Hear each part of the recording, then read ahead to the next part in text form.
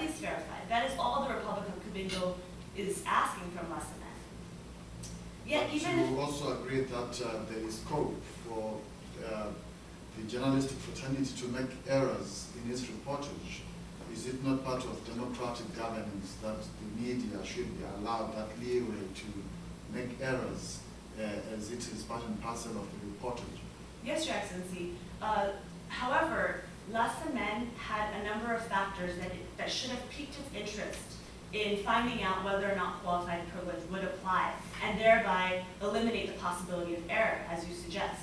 For example, Bernadette Abloh was escorted away by security guards. That's one factor that weighs against the possibility that qualified privilege would in fact cover her statements.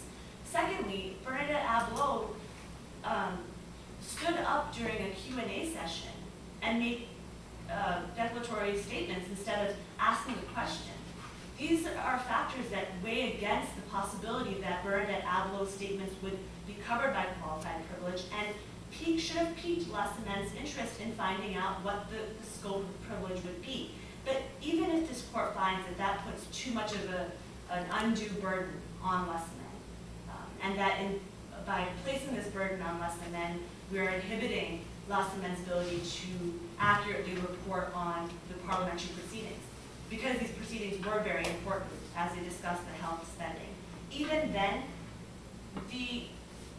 La Semen could have easily provided a disclaimer. They could have easily stated, these proto-citizen journalist alleges, etc., etc. By failing to even provide that disclaimer, La Semen single-handedly gave Bernadette Abloh the same sort of credibility that members of parliament would be given. And that is the kind of irresponsible journalism that should not be allowed and should in fact be curtailed. Your Excellency, the